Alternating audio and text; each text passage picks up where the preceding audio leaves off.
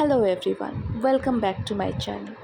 आज बहुत दिन बाद मैंने यूट्यूब में एक आई मेकअप का ट्यूटोरियल लेकर आई हूँ एंड आज देखते हैं एक soft hello eyes glam makeup look. सबसे पहले आउटर कॉर्नर पे एक डार्कर ब्राउन शैडो लेकर के आउटर कॉर्नर को अच्छे से ब्लेंड कर लेना है।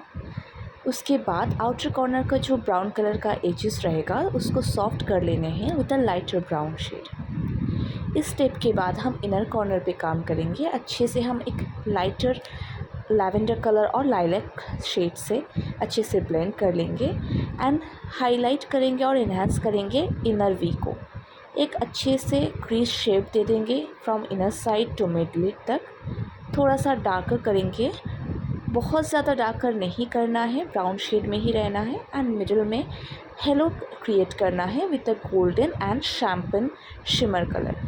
Then finish this eye look with a small wing proper eyeliner.